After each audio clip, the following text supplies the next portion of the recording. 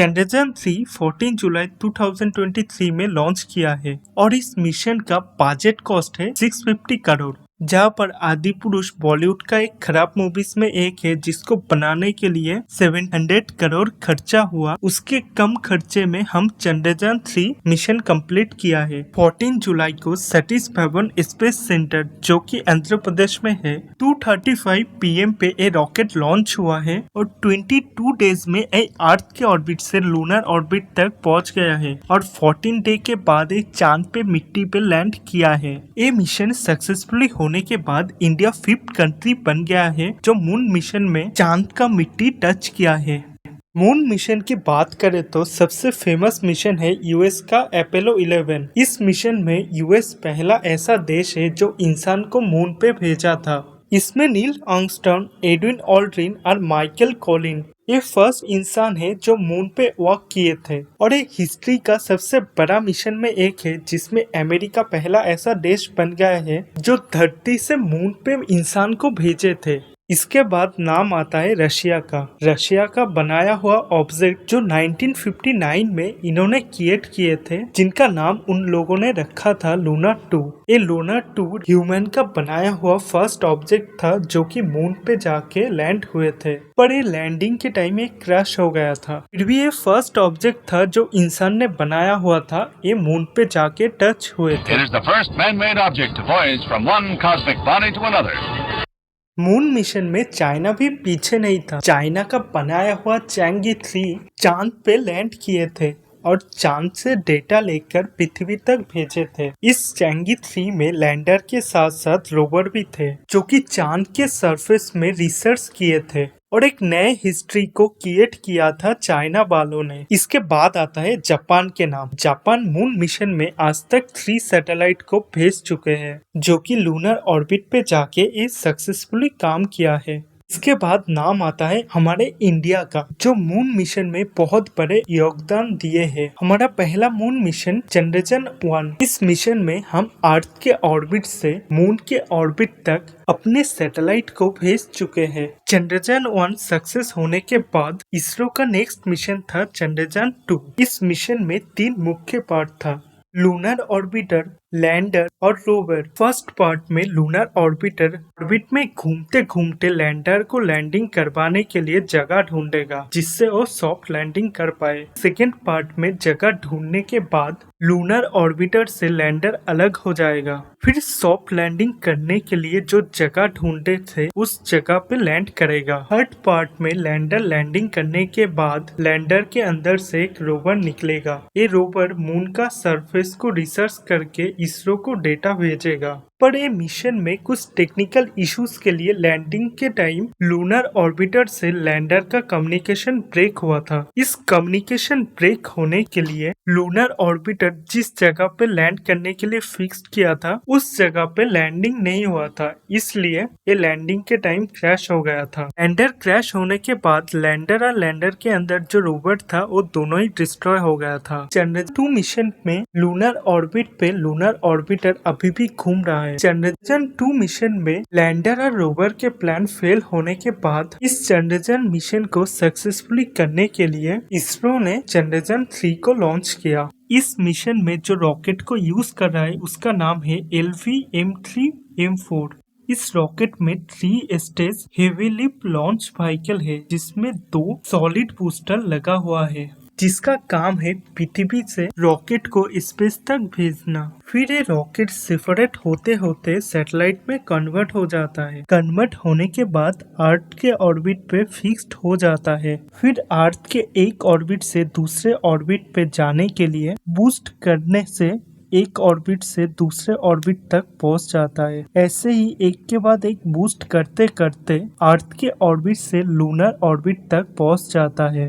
हमारे चंद्रयान 3 की बात करें तो ये 5 अगस्त में लूनर ऑर्बिट में ये पहुंच गए हैं। इस मिशन में 2 मेन पार्ट है, एक है लैंडर जिनका नाम है विक्रम और एक है रोवर जिनका नाम है प्रोगैन।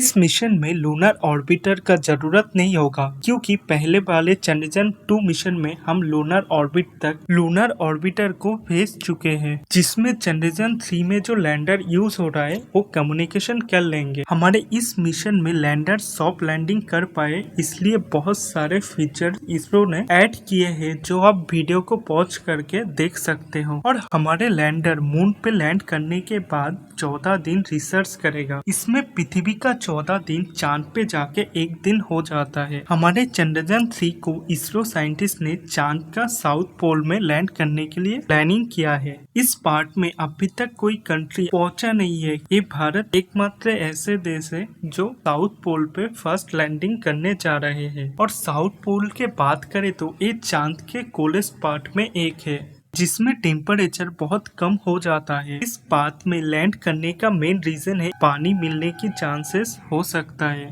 पानी के साथ साथ बहुत सारे डेटा मिलने की चांसेस इसरो साइंटिस्ट को लग रहा है। इसमें विक्रम लैंडर लैंड करने के बाद उसके अंदर से रोवर बाहर आएगा। रोवर बाहर आने के बाद चांद को सरफेस को रिसर्च करेगा, चांद का मिट्टी को लेकर फोटो वगैरह खींचेगा। और रोवर के अंदर ये सारे एलिमेंट को डिटेक्ट करने की कैपेसिटी है और ये सारे इंग्रेडिएंट चांद के मिट्टी में मिलने की चांसेस हो सकता है। चंद्रयान 3 5 अगस्त लूनर ऑर्बिट में पहुंच के कुछ वीडियो क्लिप कैप्चर किए। इसमें साफ साफ दिख रहा है चांद के सरफेस में कितना बड़ा बड़ा गड्ढा है। इस वीडियो क्लिप को इसरो साइंटिस्ट ने अपने ऑफिशियल वेबसाइट पे अपलोड किया और कुछ फोटोज भी शेयर किए जो चंद्रयान 3 ने खींचा है। अब बात कर लेते हैं इसरो का कुछ फ्यूचर मिशन के बारे में। इसरो 26 अगस्त को आदित्य L1 को लॉन्च कर रहा है। इस मिशन में आदित्य L1 सोलर एटमॉस्फेयर को स्टडी करेगा। इसमें रॉकेट के थ्रू आदित्य L1 को भेजा जाएगा। इसमें सूरज से निकलता हुआ सोलर करंट को ये डीपली स्टडी करेगा और सूरज के अंदर से जो रे निकलता है उसको भी रिसर्च करेगा। फिर ये डेटा को कलेक्ट करके इसरो तक भेजेगा। इसके बाद इसरो का नेक्स्ट मिशन 2023 या 24 में होगा, जो कि गगनयान 1। इसमें ह्यूमन के जैसा एक AI रोबोट को भेजा जाएगा जो इसरो साइंटिस्ट को इंसान को भेजने में क्या क्या चैलेंजेस आ सकता है। ये बेसिकली AI रोबोट ऐसे बिल्ड करके रखा है जैसे कि एक ह्यूमन के जैसा बिहेवियर करेगा और ह्यूमन का जो एक्शन है इसमें भी ये AI रोबोट कर पाएंगे। इस मिशन में AI रोबोट डिस्प्ले को भी ऑपरेट कर पाएंगे। Hello everyone, I am Vyomitra, the prototype of the half-humanoid, being made for the first unmanned Gaganyaan mission. I can monitor crew module parameters, alert you, and perform life support operations. Gaganyaan 1 के बाद Shukrayaan 1 launch होने की planning कर रहा है। इस mission में Venus orbit में घूम के वीनस को रिसर्च करेगा। इसके बाद इसरो का नेक्स्ट मिशन होगा मार्स मिशन। इसमें इसरो मार्स पे मंगलयान 2 को भेजेगा जो कि मार्स पे ऑर्बिट पे जाके ये रिसर्च करेगा। इसमें भी लैंडर और रोवर भी हो सकता है, पर अभी तक ये बात इसरो ने क्लियर नहीं किया। ये मिशन 2025 में हो सकता है। इसका नेक्स्ट मिशन की बात करें तो ये इसरो का सबसे बड़ा मिशन में एक है, जिसमें गगनयान 3 को लॉन्च किया जाएगा और इस मिशन में ह्यूमन को धरती से चांद पे भेजा जाएगा। और ये मिशन सक्सेसफुली हो जाएगा तो इंडिया 4th कंट्री बन जाएगा स्पेस मिशन में जो स्पेस में ह्यूमन को भेजा है। और इस मिशन भी 2025 में इसरो करने की प्लानिंग कर रहा है।